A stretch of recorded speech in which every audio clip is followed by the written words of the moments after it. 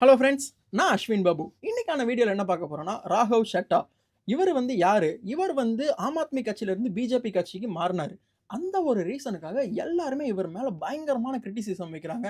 அது மட்டும் இல்லாம சோசியல் மீடியால இருந்து மெயின் ஸ்ட்ரீம் மீடியா வரைக்கும் எல்லாருமே இவர பத்தி பயங்கரமா பேசிக்கிட்டு இருக்காங்க. அப்படி என்ன பண்ணாரு? ஒரு கட்சியில இருந்து இன்னொரு கட்சிக்கு மாறுறது நார்மலான விஷயம் தானே. தமிழ்நாட்டுல நம்ம ஏகப்பட்டது பார்த்துருக்கோம். இப்ப ரீசென்ட்டா கூட நெறைய பார்த்துருக்கோம். முக்கியமான கட்சியில இருந்து ரொம்ப முக்கியமான கட்சிக்கு மாறுனாங்க. இது வந்து ஒரு நார்மலான விஷயம் தானே. இத பத்தி ஏன் இவ்ளோ கிரிட்டிசிசம் இவர் மேல வைக்கிறதுக்கு என்ன ரீசன்? அது மட்டும் இல்லாம நார்த்ல ஒரு கட்சியில நடக்கிறது தமிழ்நாட்டுல ஏன்பா பூம் ஆவுது? தமிழ்நாட்டு மக்களுக்கு ஏன் இது வந்து அஃபெக்ட் ஆகுது அப்படின்னு பார்த்தீங்கன்னா, இந்த வீடியோல அத பத்தி தான் நான் கிளீன் அண்ட் கிளியரா சொல்லப் போறேன். யார் இவரு? இந்த கட்சியில இருக்கும்போது என்னென்ன கொஸ்டின்ஸ்லாம் பிஜேபிய பார்த்து வச்சிருக்காரு? அது எப்படி மக்களுக்கு ரிலேட் ஆச்சு? என்ன மாரியான கொஸ்டின்ஸ்லாம் இவர் ரைஸ் பண்ணாரு? அப்படின்னு சொல்லிட்டு இந்த வீடியோல டீட்டெயிலா எக்ஸ்பிளைன் பண்ண போறேன். பட் அதுக்கு முன்னாடி இந்த மாரி ரெகுலர் வீடியோஸ் நீங்க பார்க்கணும்னா சப்ஸ்கிரைப் பண்ணிட்டு சப்போர்ட் பண்ணுங்க. டெய்லி வீடியோ போஸ்ட் பண்ணுவேன். இன்னைக்கான வீடியோ ராகவ் சட்டாவ பத்தி தான் இருக்க போது. ஓகேங்களா? ஃபர்ஸ்ட் திங் டைரக்ட்டா வீடியோக்குள்ள போயிடலாம். ஃபர்ஸ்ட் வந்து இவரு ஆம் ஆத்மி கட்சியில இருக்கிற ஒரு முக்கியமான எம்பி. ஓகேங்களா? இவரு வந்து பார்த்தீங்கன்னா, கிட்டத்தட்ட 15 வருஷமா ஆம் ஆத்மி கட்சியில வொர்க் பண்ணியிருக்காரு. இவர் வந்து இப்போ பிஜேபிக்கு போயிட்டாரு. இவர் மட்டும் போல கிட்டத்தட்ட கூட ஒரு 4, 5 பேர சேர்த்து தான் கூட்டு போயிருக்காரு. அதுல முக்கியமான பெர்சன் வந்து பார்த்தீங்கன்னா, ஹர்பஜன் சிங். இன்னும் 2, 3 பேர் இருக்காங்க. நெறைய வந்து பார்த்தீங்கன்னா, கிரிக்கெட்டர்ஸ் வந்து பிஜேபிக்கு போறது ஒரு யூசுவலான விஷயமா இருக்கு. ஜடேஜா. ஸோ இந்த மாரியான நெறைய பேர் வந்து பார்த்தீங்கன்னா, பிஜேபிக்கு சேராங்க. அது வேற டாபிக். அது அப்புறம் பேசுவோம். பட் இந்த மேட்டருக்கு வருவோம். ஓகேங்களா? இவரு இவர பத்தி பெருசா எல்லாருக்குமே ஃபர்ஸ்ட் தெரியாம இருந்தது. ரீசென்ட் டேஸ்ல ரொம்பவே தெரிய வந்தது. இவரு வந்து பயங்கரமா கொஸ்டின் ரைஸ் பண்ணதெல்லாம் பார்த்தா, இவரையும் வந்து அண்ணாமலையும் கம்பேர் பண்ணி பேசுவாங்க. அதேமாரி இவரையும் வந்து இப்போ ஸ்டார்ட் பண்ண டிவிகே விஜயோட சேர்த்து வச்சு பேசுவாங்க. ஸோ அந்த அளவுக்கு இவர் ரொம்பவே யங்ஸ்டர் ஓகேங்களா? கிட்டத்தட்ட இவருடைய வயசு வந்து 35 கிட்ட இருக்கும். 35 டூ 36 கிட்ட இருக்கும். ஸோ அதனால ரொம்ப சூப்பரா பேசுறாங்க. அது மட்டும் இல்லாம Instagramல ரீல்ஸா இவரோட வந்து பிஆர் டீம் வச்சுலாம் பண்ணாங்கன்னு சொல்லிட்டு ரொம்பவே ஃபேமஸா போய்க்கிட்டு இருந்தது. எல்லாருமே ஃபாலோ பண்ணிட்டு இருந்தாங்க. ஏன்னா, இவர் கேட்கிற ஒவ்வொரு கொஸ்டின பேஸ் பண்ணி தான் எல்லாருமே இவருக்கு வந்து ஒரு ஃபேன் பேஸாவே கிரியேட் ஆனாங்க. ஓகேங்களா? அப்படி என்ன கொஸ்டின் கேட்டாங்க அப்படின்னு பார்த்தீங்கன்னா, நெறைய கொஸ்டின் கேட்டிருக்காங்க. அதுல சில கொஸ்டின் மட்டும் நான் சொல்றேன். இந்த கொஸ்டின் எல்லாமே உங்கள இந்தியால இருக்க எல்லா மக்களுமே சேர்ந்த ஒரு கொஸ்டினா இருக்கும். ஏன்னா, யூசுவலாவே பார்லிமென்ட்ல ஒரு என்ன கேட்பாங்க, மோஸ்ட்லி வந்து அந்த ப்ராஜெக்ட் ஏன் எடுத்து வரல? இந்த ப்ராஜெக்ட் ஏன் எடுத்து வரல? அப்படிலாம் கேட்கிற ஒரு பட்சத்தில, இந்த பெர்சன் வந்து ஒவ்வொரு மக்களுக்கும் போய் சேர்ற மாரி, ஒவ்வொரு மக்களும் கஷ்டப்படுற விஷயத்த கேட்டிருக்காரு.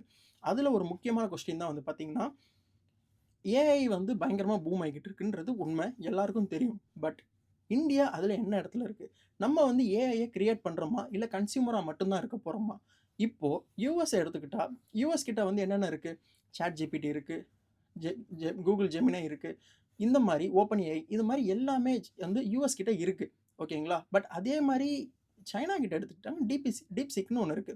இந்தியா கிட்ட என்ன இருக்கு? இவ்ளோ பெரிய மக்கள் தொகை, இவ்ளோ படிச்சவங்க, ஒவ்வொரு தடவையும் ஒரு வாட்டியும் பார்த்தீங்கன்னா, அ எல்லாருமே வந்து என்ன பண்ணுவாங்க, அவங்களுடைய ப்ராடக்ட்ட தான் வந்து எக்ஸ்போர்ட் பண்ணுவாங்க இல்லைங்களா? இம்போர்ட் பண்ணுவாங்க, எக்ஸ்போர்ட் பண்ணுவாங்க. ஒவ்வொரு கூட்ஸ் அண்ட் சர்வீஸ இம்போர்ட், எக்ஸ்போர்ட் பண்ணிக்கிட்டு இருப்பாங்க. ஆனா, இந்தியால மட்டும் பார்த்தீங்கன்னா, டேலண்ட்ஸ எக்ஸ்போர்ட் பண்ணுவாங்க. இந்தியால இருந்து மக்கள் வெளிநாட்டுக்கு போய் வொர்க் பண்ணுவாங்க. வெளிநாட்டுக்கு போய் படிக்க போவாங்க. இது வந்து இந்தியாவுக்கு ஒரு மிகப்பெரிய சூப்பரான ஒரு மேட்டரா இருக்கும். பட் ஆனா இந்தியா கிட்ட என்ன இருக்கு? ஏஐ பயங்கரமா டெவலப் ஆயிக்கிட்டு இருக்கு. ஏஐ தான் ஃபியூச்சர்லாம் கிடையாது. ஆல்ரெடி வந்துருச்சு ஏஐ இப்போ. ஃபியூச்சர்ன்னு இன்னும் சொல்லிக்கிட்டே இருக்க முடியாது. பிரசன்ட்ல இப்ப ஏஐ தான் வந்து எல்லாத்தையும் வந்து ஹேண்டில் பண்ணிக்கிட்டு இருக்கு. அப்படி இருக்கும்போது இந்தியா எந்த இடத்துல இருக்கு? அப்படின்னு சொல்லி மிக முக்கியமான கொஸ்டினா வைக்கிறாங்க. அது மட்டும் இல்லாம எவ்வளோ ஸ்பெண்ட் பண்ணப்படுது? அவ்வளோ பண்ணாலுமே வந்து பார்த்தீங்கன்னா, இந்தியாவுடைய ஒரு ப்ராப்பரான ஒரு ஆப்போ, ஒரு எதுவுமே வந்து இந்தியா கிட்ட இல்லன்றது ஒரு எல்லாருக்குமே இருக்க ஒரு கன்சர்ன். இவர் அத பார்லிமென்ட்ல டைரக்ட்டா பிஜேபிய பார்த்து, ஆளுங்கட்சிய பார்த்து கொஸ்டின் ரைஸ் பண்ணாரு. இது ஒரு பக்கம் இருக்கு. இது ஒரு கொஸ்டின் ஓகேங்களா? இது ஒரு பக்கம் இருக்க கிக் ஒர்க்கர்ஸ்னா மோஸ்ட்லி வந்து பார்த்தீங்கன்னா, இந்த டெலிவரி ஜாப்லாம் பண்ணுவாங்க இல்லைங்களா? Blinkit, Zomato, Swiggy, Zepto இந்த மாரியான வொர்க்கர்ஸ் இதுல வொர்க் பண்ற டெலிவரி பார்ட்னர்ன்னு சொல்லிட்டு ஊர ஏமாத்துவானுங்க. பட் ஆனா அப்படி கிடையாது. டெலிவரி வொர்க்கர்ஸ் இவங்க வந்து பார்த்தீங்கன்னா, எந்த அளவுக்கு கஷ்டப்படுறாங்க. கிட்டத்தட்ட 10லருந்து 15 ஆர்டர் முடிக்கிறதுக்கு 15 மணி நேரம் வொர்க் பண்றாங்க. பட் ஆனா இவங்களுக்கு ஒரு நாளைக்கு கிடைக்கக்கூடிய ஒரு சராசரியான ஒரு பெர்சன் கிடைக்கிற ஒரு பே வந்து பார்த்தீங்கன்னா, 750, 800 இந்த ரேஞ்சில தான் இருக்கு.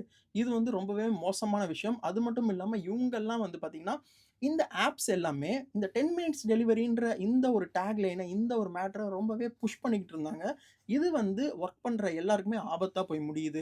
ஏன்னா 10 மினிட்ஸ் டெலிவரின்றனால, ஆட்டோமேட்டிக்கா என்ன பண்றாங்க, கஸ்டமரும் அத எதிர்பார்க்குறாங்க. ஸோ அந்த இடத்துல இந்த வொர்க்கர்ஸ் வந்து அத சாட்டிஸ்ஃபைட் பண்ண வேண்டிய ஒரு கட்டாயத்துக்கு தள்ளப்படுறாங்க. 10 மினிட்ஸ்ன்றம்போது இந்தியால எந்த அளவுக்கு ரோட் சிஸ்டம், எந்த அளவுக்கு டிராஃபிக் சிஸ்டம் இருக்குன்னு நம்ம எல்லாருக்குமே தெரியும் இல்லைங்களா? ஸோ அந்த டைம்ல 10 மினிட்ஸ்ல இவங்க எல்லாருமே இந்த கிக் வொர்க்கர்ஸ் எல்லாருமே வொர்க் பண்ணும்போது நெறைய பிரச்சனைகள் வருது. ஃபார் எக்ஸாம்பிள் ஆக்சிடென்ட் நடக்குது.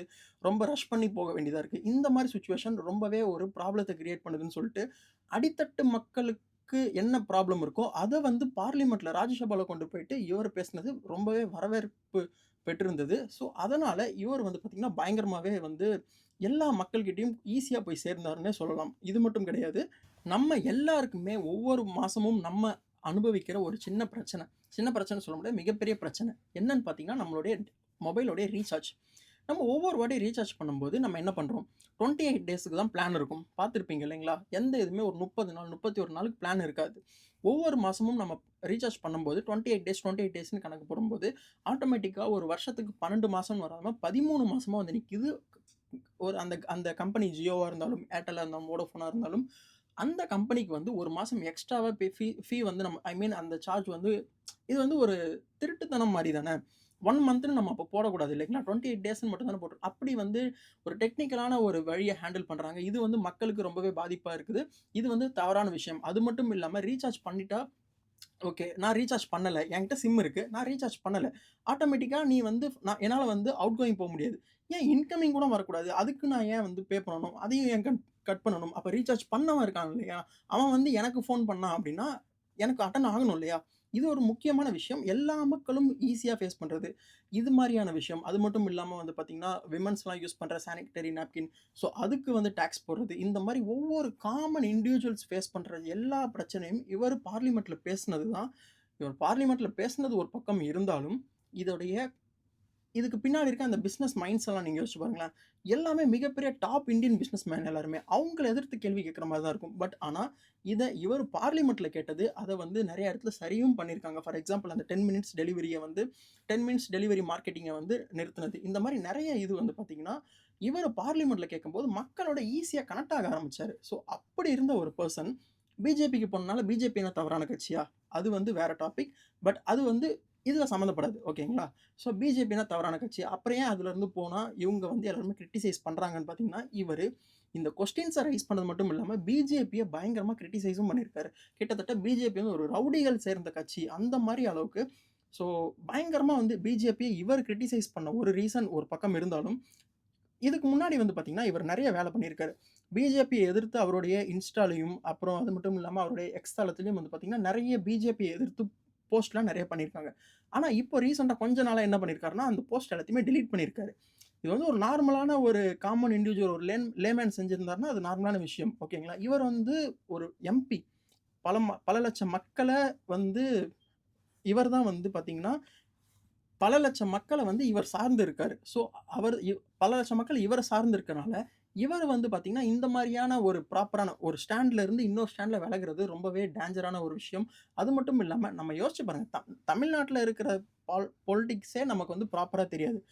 நார்த்ல இருக்கிறத இவ்ளோ மக்கள் ஃபாலோ பண்ணியிருக்காங்க அப்டின்னா, எந்த அளவுக்கு வந்து மக்கள் கிட்ட வரவேற்பு பெற்றிருக்குன்னு பாருங்க. பட் அவரு இப்போ இங்க இருந்து அடுத்த கட்சிக்கு மாறுனது. அதுவும் எந்த கட்சிய எதிர்த்தாரோ, அதே கட்சியில போய் சேர்ந்திருக்குன்றது ஒரு மிகப்பெரிய ஒரு கொஸ்டினா வந்து எல்லார் மைண்ட்ஸும் ரைஸ் ஆயிருக்கு. அதனால தான் இவர் மேல இந்த அளவுக்கான ஒரு கிரிட்டிசிசம் வச்சிருக்காங்க. பார்க்கலாம் போக போக இவர் அங்க பிஜேபில போயிட்டு எப்படி பெர்ஃபார்ம் பண்றாரு? இவர் வந்து எப்படி வந்து ஒத்துழைச்சு தான் போறாரா? ஒரு இஷ்யூவ பத்தி பேசுறாரா? இல்லையான்றது போக போக தெரியும். ஸோ இன்னைக்கான வீடியோல நான் உங்களுக்கு எல்லாத்துக்கும் எக்ஸ்ப்ளைன் பண்ணணும்னு ஆசைப்பட்டது இதுதான். இதுதான் இந்த ராகவ் சட்டா.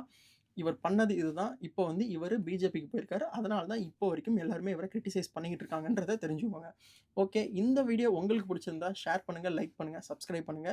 நாளைக்கு வீடியோல பார்ப்போம். Thank you. பாய்.